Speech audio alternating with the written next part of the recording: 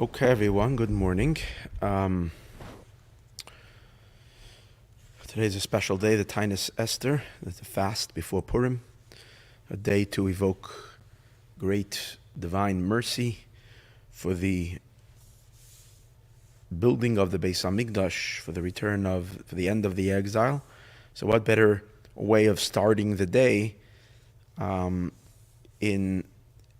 through studying this most amazing discussion regarding the third temple, its connection to this world, how will it attach itself, where will it come down, as we know that the temple is coming down from above, the presence of God with the Jewish people during the time of exile. All of this we began in our magnificent, very, very interesting talk. It's not magnificent because I'm giving it, it's the magnificence of the content I'm reading to you and I'm sharing with you. This is episode 38 in this series called Key to Redemption in Our Hands, from the talks of the Lubavitcher Rebbe of the last year. We merited to hear the Rebbe talking to us and giving us guidance to our generation on this particular time that we're living in right now as we prepare ourselves to welcome Moshiach, and how the Rebbe is telling us what we need to do and so on and so forth. This is one of the most stunning talks, as I mentioned last time. Let me just make sure this thing is not going to ring. And we are ready to go. So, in episode 1, I read to you primarily from Masechtas Megillah, also connected to Purim, because Masechtas Megillah is the tractate that talks about Purim. But in Masechtas Megillah, Daf Chav Tes, page 29, over there was a whole discussion about God's presence with with the divine presence, the Shekhinah dwelling together with the Jewish people during the time of exile. And it goes through the way the Gemara works. Is first it discusses Hashem's presence with the Jewish people. It begins in Egypt, when the Jews were in the first exile in Egypt, how God was with them. And then the continuation during the Babylonian exile. And then during the other exile, which there I brought also then, even though it doesn't say it explicitly in the Gemara, but we brought one of the girsais, one of the different versions of the Talmud, in which there is an assertion regarding the Persian exile as well, that God was with them. And finally, this exile, where the Gemara talks about where Abaya was then one of the sages of the Talmud. This is already 100 years, or more than 100 years, after the destruction of the second temple. So it's during the current exile called the Golos of Edom, and yet it speaks about God being together with the Jewish community, and in Babylonia, because that's where the large Jewish community was. And the question went so far as to, where is Hashem? Where in the exile, where is he dwelling? And as we discussed, the main idea of the Hashras Shekhinah means in a visible way, that God is in a visible way with the Jewish people. Where is the Shekhinah? And Abaya, they pointed to two particular shuls. One was called Beis HaKnesses, the Hutzal, which was one place in Babylonia. The other one was a different shul, a different synagogue in the place called in Nahardai. And over there, which was a great Torah center, and in Nahardai itself, is the name of the shul was called Shafi Yosef. It was a shul that was built during a much earlier period, during the period of the Babylonian exile, before the second temple, about 500 years earlier. And it was built by the king of Judah, the Jewish king that was taken into exile by Nebuchadnezzar, in which they took along stones and they built that temple, that shul, with the stones of the original stones of Jerusalem. And that's the shul where God dwells. It's called Shaf v'Yasif. And Abaya then continues and he says, it's not that the Shekhinah is in both places, sometimes in one place, other times in the other place. And we discussed how there were various different sages. Abaya says, whenever I'm within relative proximity to that shul, I don't daven anywhere else. I go daven in one of those two shuls. And then the Gemara goes ahead and tells a story about rabbis who were in the shul and they heard the Shekhinah coming. Certain rabbis were left. One of the rabbis who was blind says, I couldn't leave, and he didn't leave. Phenomenal stuff. And then after that, the Talmud discusses another verse, which is the most important for our talk. It says, I will be for them for God says in Ezekiel and Yecheskel, I think chapter 11, Hashem says, I will be for the Jewish people a small temple in their lands of dispersion. And the Talmud explains that this is referring to all the sanctuaries, whether it's the study hall, that we refer to as a yeshiva, or a Beis HaMedrash, or a place of prayer called the Beis HaKnesses, what we would call as a regular shul, a synagogue. These are the small temples. The Talmud specifically says in Babylonia, because that's where the authors of the Talmud were living at the time. That's where the Jewish communities was. But of course, this is referring to all the Jewish communities in the diaspora. That's one opinion, that it's all the shuls. Then it comes another opinion, Rabbi Lazar, he says it's a specific shul that's the little temple, second to the temple in Jerusalem. It's the best we have during the time of exile, but it has some kind of the sanctity of the holy temple. And what is that? The Talmud says is referring to one particular shul, and that is the Beis HaKnesses, the yeshiva of Rav. Rav was then the primary Torah authority. It's Beis Rabeinu Shebebavel. The yeshiva of Rav, that's the main shul, main sanctuary, that's the Beis HaMikdash. And the Rebbe went on to explain, as we discussed in last class, part number 1, that there's no argument here. To a certain degree, every shul is a little temple, but there is one primary place that is of a higher standard or a higher level of sanctuary, a higher level of temple than all. It's the primary temple. That's where the Torah teachings for the Jewish people come out. That's the primary source of teaching for the Jewish people, and therefore that becomes the headquarters, so to speak, of the replacement of the Holy Temple. Because in the temple itself, we learned there was the room, the great hall made up of hewn stones, called Lishkas Agazis, where the great Sanhedrin would sit and decide and give halachic verdicts, halachic teaching to the Jewish people. And that was inside the temple. So you see that God dwells in proximity, that the Torah authorities are connected deeply to the temple. The temple is not just a place of worship, it's not just a place of sacrifices, but it's a place where God communicates his knowledge to the sages of the time. And therefore the primary yeshiva, where the greatest sage teaches Torah, that is the replacement of the Beis HaMikdash. That's what we learned in part 1. Now we continue in part 2. This concept and this idea that there are gradations and levels in the temple, in the sub-temple during the time of exile, there is what is equal to all shuls, even the small little minyan shtibel that has been designated, it's also a little temple. But then there is a primary one. The Rebbe is now going to develop that and prove that. Well, how do you know? Maybe it's an argument. How do you know that everybody agrees that there is a minimal level of temple in all synagogues and yeshivas, and then there is one primary one, which is on a much higher status? So he proves it from the earlier passage of the Talmud that we mentioned earlier, where there it talks about the Shekhinah being together with the Jewish people. So it's stated over there clearly that Abaya asks that even though the Shekhinah is with the Jewish people, which means with every single person all the time, he still says, where is the Shekhinah? What does that mean, where is the Shekhinah? What's the main place where the Shekhinah is revealed? The Rebbe states from the Marsha. Marsha is one of the great commentators on the Talmud, where he explains the Shekhinah present somewhere means a place where the Shekhinah is revealed similar to the Beis HaMikdash. When you went to the Holy Temple in Jerusalem, you felt God's presence. So there must be a place where God's presence is felt, obviously, to the degree that God can be felt during the exile, which is much less than his revelation during the time when it's not exile. Because the primary difference between exile and non-exile is God is hiding his face during the time of exile. But yet, within the hidden, there is some kind of a visibility, and there's a certain place in that, which is the place that replaces, which is similar to the divine presence in the Beis HaMikdash. And over there, the Talmud says there are two possible shuls. And Abaya goes so far and says it can't be in both, because again, the divine presence is only in one place. So at times it would go in one shul, and I don't know God's schedule. So I don't know, I can't tell you, and the Gemara doesn't say when he was in Hutzal and when he was in the other shul in Aharda, the neighboring town, where he was in the place called Shaf Yosef. But what you do see from there is clearly that there is one primary place where the Shekhinah manifests. So, although it doesn't say this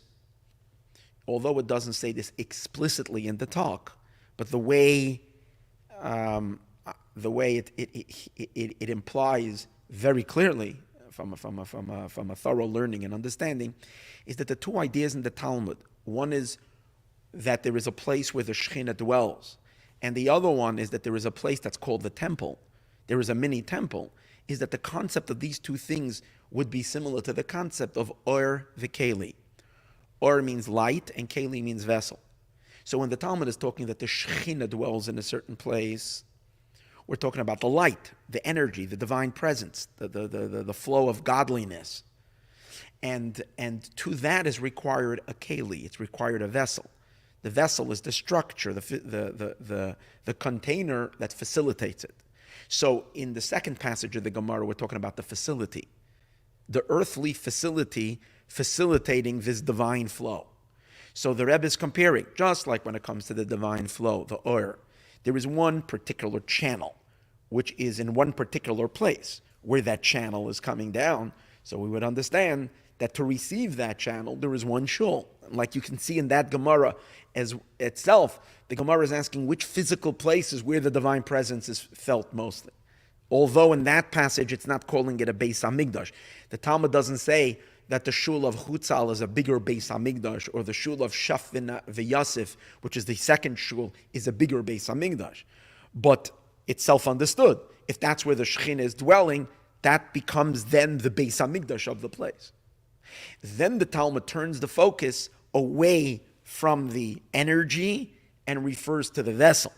And the Talmud says, but that the Talmud brings us the concept, the verse, that's the next passage of the Talmud, where it brings us the verse of Ezekiel, Yecheskel, where it says, Ve'eya lahem lamigdash ma'at, and God says, I will be a small sanctuary for them. And over there we have the discussion whether this is every shul or whether this is one particular shul. So from here we can derive, just like in the first passage of the Talmud, we identify one particular place where the Shekhinah is more revealed than anywhere else. So too, when it comes to shuls being a Beis HaMikdash, there is a Beis HaMikdash which has a very high level of sanctity in every shul, but then there is a much higher Beis HaMikdash, which is in one particular shul, which the Gemara identifies as the shul of the main leader of the Jewish people, which is Rav, who is the teacher of Torah, Beis Rabeinu Shebebavel, his yeshiva, his study hall, and he would also pray in that place. That is the main center, that's the main Beis HaMikdash. Yeah. And the Rebbe says that's this concept that there is a primary Beis HaMikdash can be seen also when referring to the shul, when the Talmud is not talking about a Beis HaMikdash. When the Talmud is talking about in the first subject, when it's talking about where the Shekhinah is dwelling, it refers to a shul called Shaf v'Yosef. And the meaning of the word Shaf v'Yosef, according to the Sefer HaOrach, which is one of the Rishonim, one of the early commentators on Shas. So over there he translates it and he says that is the Shaf v'Yosef means it traveled and it settled. It traveled and it settled. Similar to the Mishkan that would travel and then settle down. Vayhi ben Soa Aron, when the Aron, the ark, would travel. And then Ubenucho, and then it would settle. So too, the Shekhinah that was once dwelling in Jerusalem on the Temple Mount during the time of exile, it traveled, she traveled and she relocated together with the temple, with the mini temple. It landed, a mini temple, landed in Babylon. And that's the main temple, that's the main place for Ashuras HaShekhinah. Okay, so once we get that idea, now we take it to the next stage. Now the question is, this is all during the time of exile, but we are now standing at moments where we're going to exit the exile. We're standing at the exit gate, waiting for the doors to swing open. We are literally seconds before the redemption right now. So as we stand and we wait for the redemption, we should start wondering what is going to be with all these mini sanctuaries and what is going to be with the primary sanctuary when Moshiach is fully revealed to the world, when the Geula is fully manifest for the entire world to experience. What's going to happen then with all these many temples? So over here, the Rebbe continues, and he says something astonishing, that all these places in which we call them Migdash Ma'at, and where the Shekhinah dwells during the time of exile, the places themselves are going to cease to be places where the Shekhinah will rest. Because the Shekhinah only rests in these various countries across the entire world only because when the Jews are in exile. The mother goes along with her children. So when the children are there, the Shekhinah is there out of her love for the Jewish people. She's not in her home. Her home is Jerusalem. So she's wandering. The Shekhinah wanders along with the wandering Jew. But once the Jew isn't wandering anymore and is restored to the land of Israel, the Shekhinah isn't there as well. And therefore, there are no more temples across the entire world that are considered small temples, Migdash Ma'atz. That's, however, only in as much as we're talking about the space where the temple was. The address is no more holy. It left. The Shekhinah, that quality called Migdash is not there anymore. And any address across the world where during the time of exile there was a synagogue. However, the actual structures themselves, the buildings themselves, are never going to cease to be holy. And what's going to happen with them? Because they're going to be uprooted and they're going to be transported to the land of Israel. And that too is stated in the Talmud, further on the very same page, and I quoted this in the last class. The Talmud says like this: Asidim bat knesiyos bat midrashes. All the Beis HaKnesses. Beis HaKnesses means a place of gathering when we gather to pray. But midrashes is a place, a study hall, a place like we would generally refer to in modern days, a yeshiva. So the yeshivas and the shuls of all of the entire world, everywhere across the world, are going to be transported.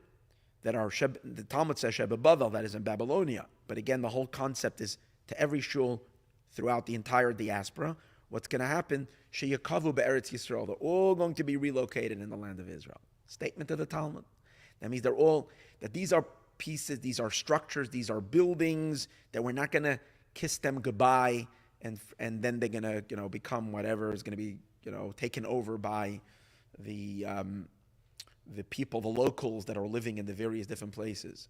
Like sadly happened when Jews left Poland and were after the war. Many of their shuls, many of their places were taken over and became gymnasiums, especially in communist places. They took them over and they purposely desecrated these places. But this will not happen when Mashiach will come, because the buildings themselves will be lifted up and transported. It has to be miraculously. You're not going to transport buildings on what's it called again, on aircraft carriers. It's going to be miraculously picked up, swooped up, and brought to the land of Israel. But this is what the Talmud says. Here comes the Marsha. Again, the Marsha, his name is Reb Shlomo Edelitz. He lived in the, I think, 1600s. He was a incredible big tzaddik, an enormous saintly person, and a very great commentator of the Talmud. Although he makes comments on all aspects of the Talmud, primarily where the Talmud has Haggadah, the midrashic teachings of the Talmud, he is the primary commentator, the Marsha. So this discussion that we're learning now is more of the midrashic elements of the Talmud. So the Marsha over here is fully active. And he explains something really interesting. He says that when we say that all the shuls are going to be relocated into Israel, he takes it up a notch. It's not just going to be relocated to Israel, it's going to attach itself to the third temple. That's a chiddush, a great novel idea, but that's what he says. that they're not just going to be relocated somewhere in Israel. They're all going to become attached. Every yeshiva and every shul from across the entire world will somehow, and with God's architectural ability, make it somehow connect through some kind of a system where every shul and different styles of shuls are all going to become connected to the holy third temple. Now, this idea that happens, where does he take it from? So he bases it on another midrash. The midrash says elsewhere that in the future, the temple is going to be so big that it's going to encompass the entire city of Jerusalem. Now, if you take a look at Ezekiel and you see the size of the temple of the future, there is a description. The angel comes to show him, Yecheskel Hanavi, the prophet Yecheskel, prophet Ezekiel, what it's going to look like, the third temple, and it's not the size of Jerusalem. Yet, the Midrash says the temple is going to be the size of Jerusalem. And so what's the reason? So he says, like, the temple itself is going to be whatever the size the temple is. But annexed to the temple, attached to the temple, are going to be all the shuls from all the Jewish people throughout all of time. They're all going to be connected. Because since they were sanctified to be small temples, the small temples are going to attach themselves to the big temple. And then there is going to be one huge temple the size of Jerusalem. Obviously, it will still be distinguishable, the temple itself and all the annexed attachments. But it's all going to be attached. And with this is a marvelous idea. And with this, he says two amazing things. Number one, he says, he says, for therefore it adds so much of a sense of awe and a sense of sanctity when we're in any shul, even today. No matter where you're living, you're going to a shul in Brooklyn, New York, going to a shul in Hawaii, wherever you go to a shul. When you go into a shul, you have to realize, since this shul is going to be uprooted one day and it's going to attach itself to the temple, so it's going to become part of the large temple. So right now, even before the Moshiachs before this happened, and the third temple has not yet been revealed, the space that you are standing on is the space of the third temple. Since it is going to be annexed to the third temple, so right now can you enter into, we're not allowed to even go to the space on the Temple Mount, we're not allowed to walk there because we're not ritually pure. We need a red heifer, we need a whole cleansing. We can't go there. So we don't go there. It's forbidden. It's punishable by death to go into that holy place. But we could go into the small temples, which one day are going to be part and connected to the large temple. So therefore, it adds so much more of a sense of awe when you're walking into any shul, and we should behave appropriately, because this is the space that a day will come is going to be a attachment to the Beis Hamikdash. That's a phenomenal idea. Then the Maharsha adds something very special, an explanation on a verse. It says, I will bring them to my holy mountain. This is a verse in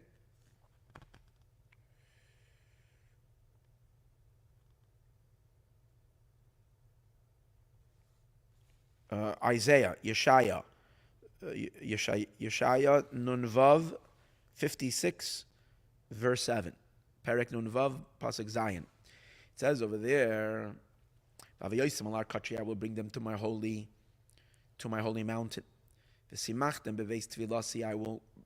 I will gladden them, or I will make them joyous in my house of prayer. Ki beisi, hear these words. Ki beisi beis tefillah, because my house is a house of prayer, yikareh, which is going to be called l'chol ha'amim, for all the nations. And all the nations in the world will refer to the holy temple in Jerusalem as beis tefillah, the place of prayer. The simple meaning of the verse is that it's not just going to be a place for Jews to congregate. It's not going to only be a place only for Jews to come, but the nations in the world, the global community, all of mankind, is going to be invited to come to the temple. and pray for whatever they need and beseech God for any kind of a blessing and any kind of a request. That's going to be the prayer headquarters for the entire, going to be identified. Everybody's going to come to Jerusalem to pray. That's the simple meaning. Yikare, it's going to be called L'chol Ha'amim, to all the nations. But he translates it and adds a twist. And he says, Ki Beisi, my house. It says, I'm going to bring them to my home. And then he says, Ki Beisi, because my house, Beis Tefillah, is the house of prayer, Yikare L'kol Ha'amim, the house of prayers that was amongst the diaspora, amongst all the nations, all the shuls of Morocco, all the shuls of France, shuls in England, shuls in Poland, shuls in Russia, shuls in Germany, shuls in Yemen, shuls in the United States of America, shuls in Canada, shuls in Mexico, in Argentina, Brazil, Chile, whichever, you name it, Australia. The shuls across the entire world. They're based tefillah. These are homes of tefillah, which were l'chol ha'amim, which was when the Jewish people were living amongst the nations. My house will be that house, because my house will collect all those homes, and all those homes, all those buildings, all those sanctuaries are all going to become attached and annexed to the temple. For that reason, the Argentinian population, when they will come, led by Milei, as we see, he's all excited, when he will bring his people to pray in the Holy Temple, he will feel comfortable with the entering the temple, because he will first, probably doesn't say this explicitly, but the way I'm seeing it, he will make his headquarters, the place that he will come through, will be the shuls of Argentina.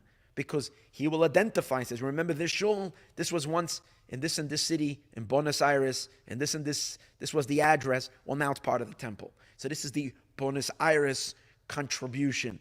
And perhaps each country makes the shuls with their architecture. So perhaps it will be feel a little familiar. This will be Spanish built, and this will have the built of what is it called? The colonial look.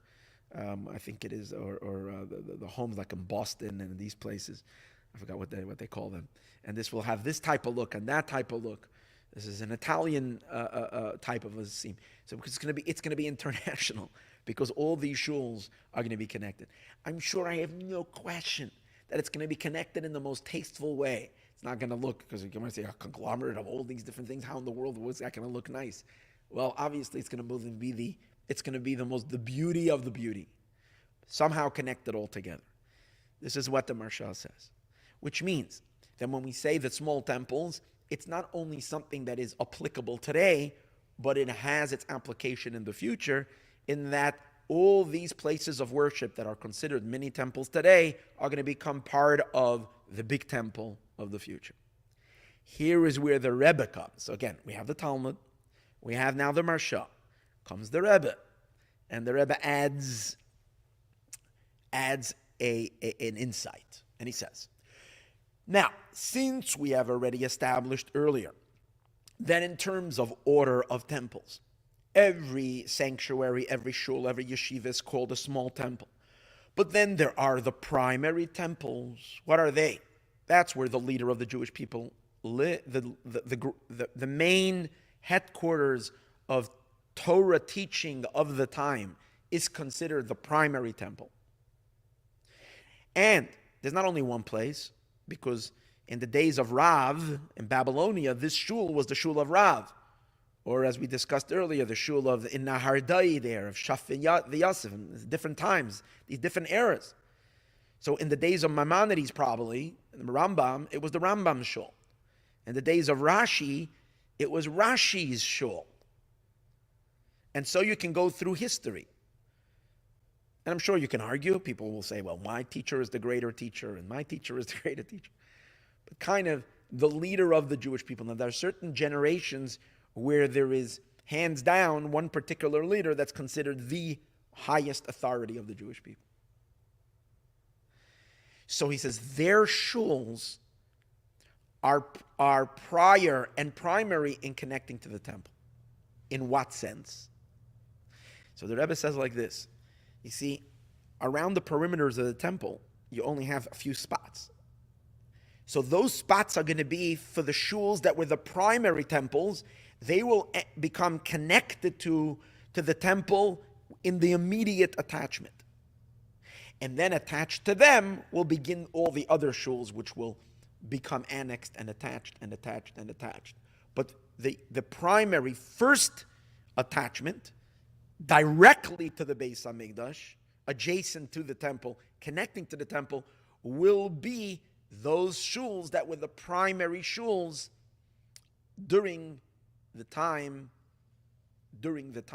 of exile, because they are of a higher level of temple. So they will serve as the link, and from them all other shuls will link up. Wow. Now get ready.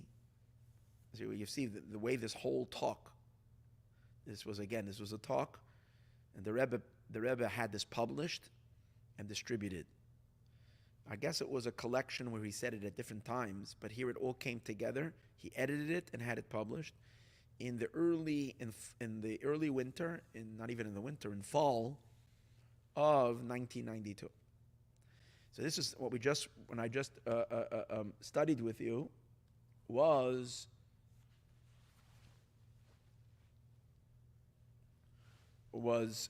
chapter 3.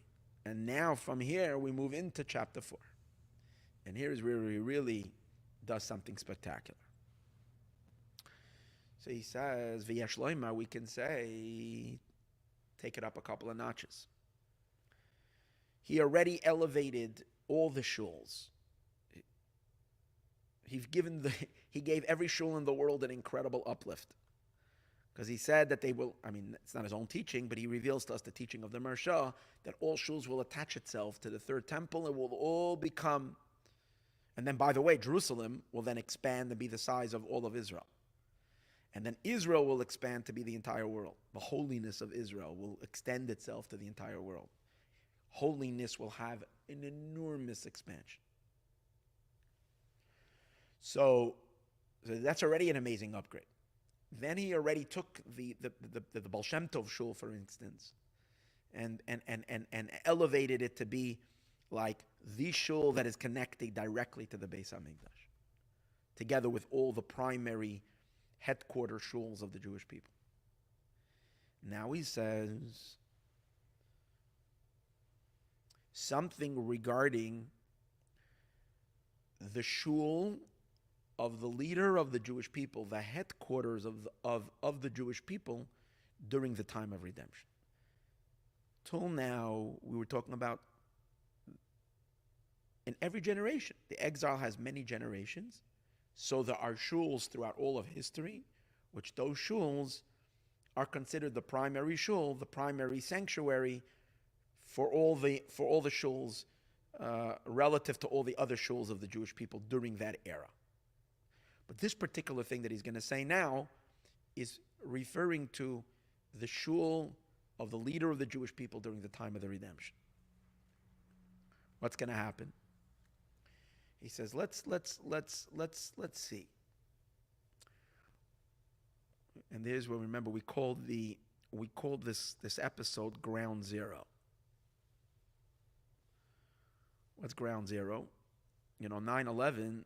The Twin Towers was called Ground Zero, which means there was a lot of action.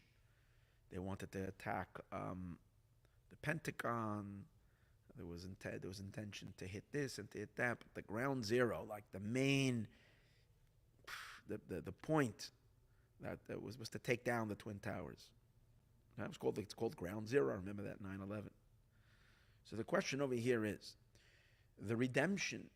Moshiach's coming, and the enormous, powerful blast that's going to be at that moment. It's going to impact the entire world. When Moshiach makes his debut and walks onto the scene, every human being in the whole world will stop what they're doing, and everybody will be like, everybody will be, when the grand entry happens. So it's influenced the entire world. The question is, where is that going to happen? Now, one of the most amazing things that is going to happen when Mashiach comes is the building of the third temple. Now, there are different opinions of how it's going to be built. According to Maimonides, Moshiach builds the temple. According to Rashi and Tosfos, two great commentators on the Talmud, and this is based on midrashic sources as well, the holy temple will descend from heaven to be a miraculous temple. It's going to come down from heaven. How to reconcile the different opinions, not for today. In this particular talk, the Rebbe is following the concept that with the coming of Mashiach, the temple will reveal itself from heaven. A miraculous temple will come down. So, in that sense, if you want to have first row seats, if you want to be there at the moment of action, but you don't know when it's going to happen, so you want to get yourself close and stage and to be stake the place out. It's like people. Soon there's going to be an eclipse, something like in a month from now, a major solar eclipse. So people are already planning where they're going to watch it, and they're going to go, and you're going to go to the various different parks. And you want to stand there, you want to catch yourself a good place, a good camping spot for this amazing display in the sky, right? So if you are like thinking that Mashiach is coming this Nisan, okay, a lot of people are thinking this Nisan. Let's pray and hope to God that we don't even have to wait for Nisan. Let it happen today on Tainus Esther, for sure on Purim, but let's say on Nisan if you want to get where should you go? So the first reaction, ask any Jew in the entire world, would be in Jerusalem. And if you can get yourself an apartment in the old city with a rooftop view of the Temple Mount and see the gold dome that's over there, and you know that dome is going to be removed, and from the heaven, the fiery temple is going to come down from heaven. It's going to be unbelievable. What Mashiach is going to appear. The Rebbe has a different version over here. I'm going to share with you. Again, I'm not telling you my words, I'm telling you. And the Rebbe is basing it on something very powerful. Further statement in the Talmud, in that very same page. The Rebbe says ground zero is not happening in Israel. It's not happening in Jerusalem. It's not even happening in Israel. It's happening in the diaspora.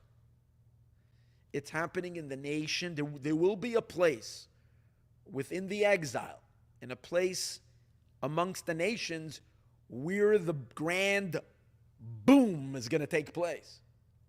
And then from there, things are going to move over to Jerusalem.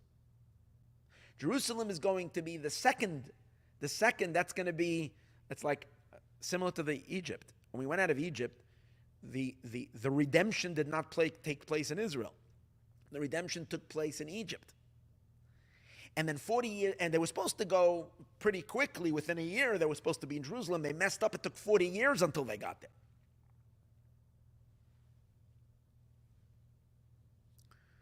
So similar to that, the moment of the divine revelation, the moment that everybody's waiting for, the great messianic Mashiach revelation, it's not going to happen in Israel. Yes, with the Hamas war, with all of this that we're thinking it's going to happen there, it's not going to happen there, according to the Rebbe. Based on what? The Talmud is the very same passage we spoke about before. The Talmud says that God is, the Shekhinah is with the Jewish people during the time of the exile. And then it says the Shekhinah is with them, V'af kishahem negalin, and also at the time when they are redeemed, Shekhinah imam, the Shekhinah is with them. What does that mean? It means that the divine presence, we mentioned this in class number 1, the last class, God does not leave the exile one moment before the rest of the Jewish people leave the exile. So the Shekhinah remains with the exiled Jews in the exile till the very last moment. And the moment of the redemption, which will be the time when God will gather the Jewish people from wherever they are in the exile, will also be the moment that the Shekhinah will come out of her exile. Now, let's analyze this very carefully. If the revelation is only taking place in Israel, and the great grand firework display is taking place in Israel, that means that the Shekhinah is already in Israel, because that's why there's the revelation happening there. Godly revelation, that's the revelation of the Shekhinah. So the great revelation is happening in Israel, the Shekhinah is in Israel, and then afterwards the Jews across the world, they say, hey, let's go to Jerusalem. And God will, and Mashiach will say, all Jews, come home. That means that the Shekhinah left before the Jews left. The Talmud says, specifically, it will not happen that way. V'shav Hashem alekecha. God will come back with your exiles. So what does that mean? It means that Hashem will whistle, and call all the Jewish people to come back to Jerusalem. But he will gather everybody while he is in the exile. We're in the exile. We'll soon see, in a certain place. But he will be there at that place, calling the Jewish people from the entire world to come together with him to the land of Israel. That means, clearly in this talk, that the moment of transition of darkness to redemption, from exile to redemption, that powerful moment of divine revelation, unlike there's ever been, is not going to happen in Israel. It's going to happen somewhere in the diaspora. Now, by Egypt, it was very simple. It happened where the Jewish people were. They're all in Egypt, primarily in the land of Goshen. That's where they all live. But over here, when Jews are all over the world, so where is it going to happen? I say it's going to happen everywhere. But there has to be one primary location where it's going to happen. So the Rebbe says, you know where? Where the main shul is. Where is the Shekhinah? In exile. We spoke earlier. The Shekhinah, some of the Shekhinah is in every shul, in every yeshiva. But the primary Shekhinah's revelation is in one particular place. Where? In the main sanctuary. What's considered the main sanctuary? The most beautiful building? The biggest yeshiva? No. Where the leader of the Jewish people is, Beis Rabeinu Shebebavel, that's the main, that is where the Shekhinah is. And that temple, as we discussed earlier, is the main temple. That's the secondary to the temple. That's the Migdash Ma'at. So that's where the Messianic revelation is going to take place, and that's where God will reveal himself. Now let's take it the next step. The Shekhinah reveals herself in the Migdash, in her sanctuary.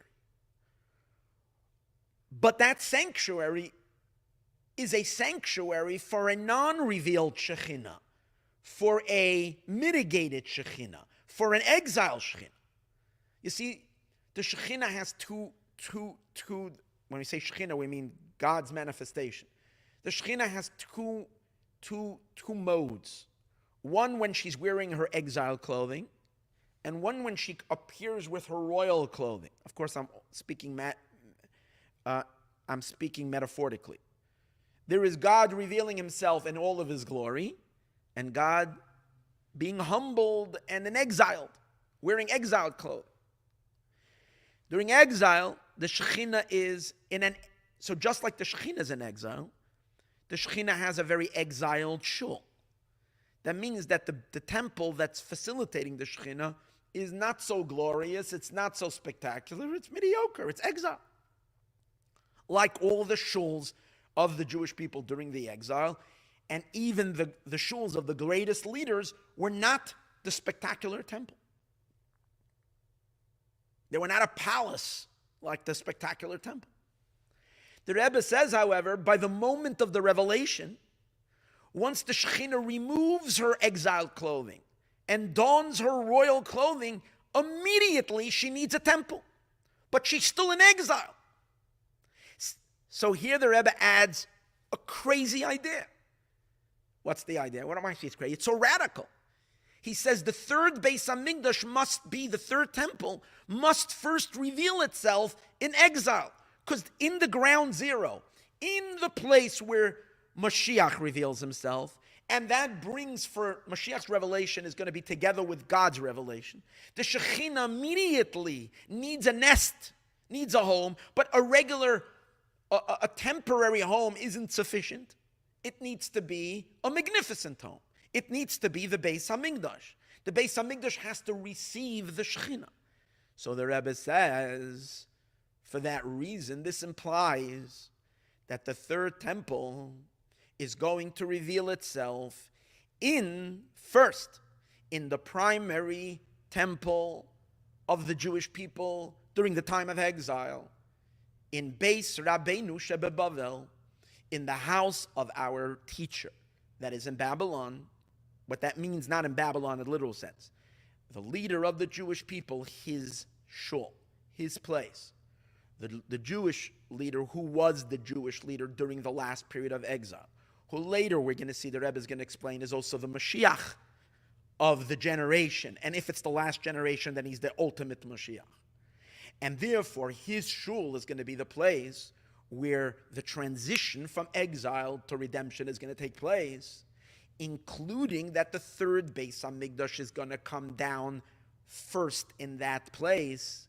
And then from there, the third temple, together with this mini temple attached to it, is going to pick itself up and be transported to Jerusalem. Now that is a novel idea. Soon the Rebbe is going to explain that it's going to gather along with it all the other shuls, and he's going to bring them all together, as we spoke earlier. But first and primary, the third Beis Hamikdash that's coming down from heaven, unlike the thought that we've always thought it's happening in Jerusalem, it's not. And it's very simple.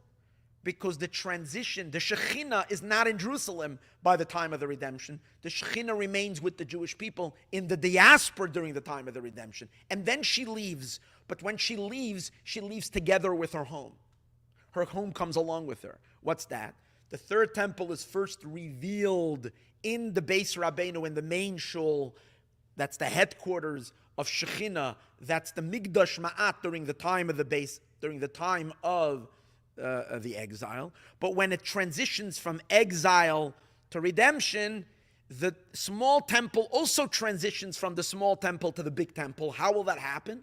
Because the Beis Hamikdash de La'asid, the future Beis Hamikdash, will come down and reveal itself first in wherever that is, as we will still discuss in the further classes.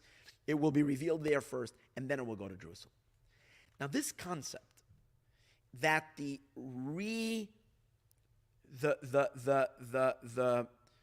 rebuilding of the temple does not take place in Jerusalem. It takes place first in exile, and then it is hoisted and transported to Jerusalem. This concept, the Rebbe proves it from something else, where we find that the restoration of something happens not in its original place, but in its place where it was last. The Rebbe brings a similar idea. He brings it in the footnotes. Maimonides tells us that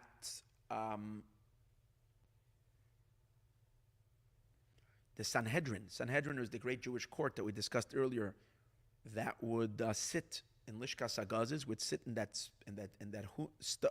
special room, hall, that was connected to, that was part of the temple. So Maimonides tells us that we don't have anymore that level of Supreme Court. Jewish Supreme Court doesn't exist anymore. But it didn't disintegrate just like that.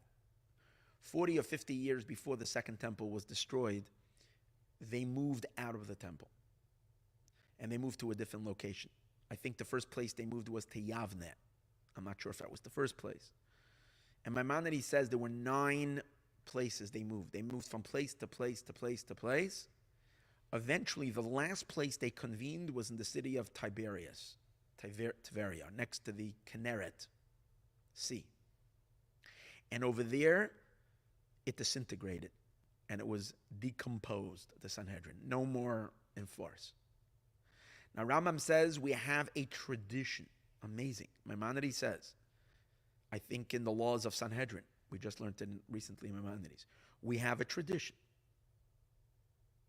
that when they're going to reconvene, they're not going to reconvene in Jerusalem.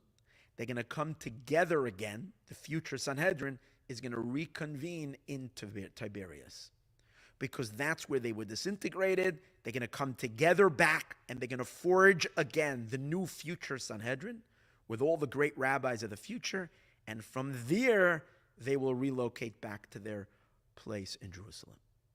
So you see that the restoration process, the rebuilding of whatever needs to be rebuilt, doesn't take place in the original place where it was, but in its last place where it stands. And from now, the Sanhedrin completely disintegrated. The last place was in Tiberias, 1800 years ago, whatever. I'm not exactly sure of the year.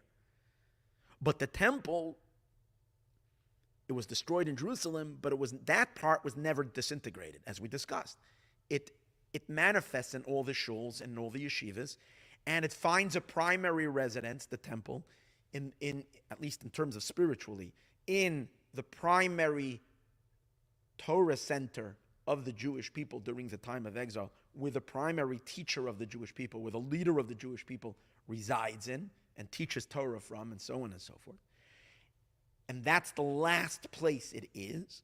So when it returns to Jerusalem, when the great grand temple will return to Jerusalem, it's going to return by first becoming a grand temple wherever it is in the place, in its last place, its last station. From there, it will go to Jerusalem.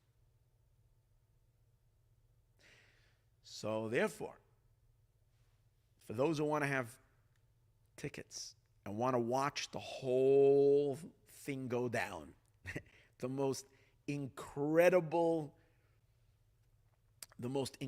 transformation, the most incredible dramatic event of all of history. It's good to have an apartment in the old city. It's all beautiful. And it's wonderful, and it feels wonderful and great. And it's, it's not going to stay in the diaspora too long. It's going to go very quickly to Jerusalem. The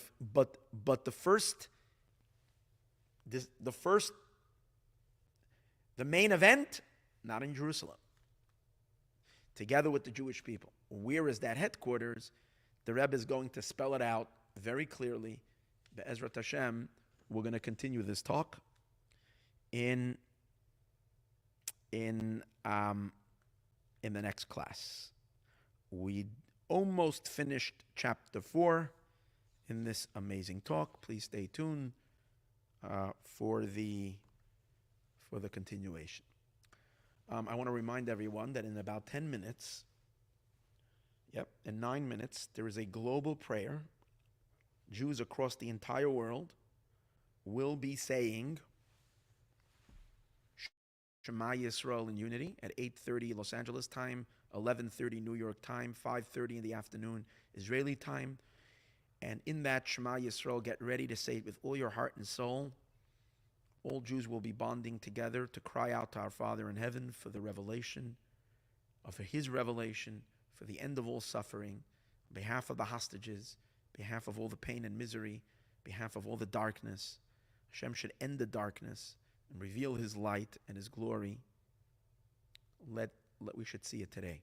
So get ready in about 8 minutes at 8:30, again, at wherever time zone you're in. Join along with millions of Jews across the world. Thank you.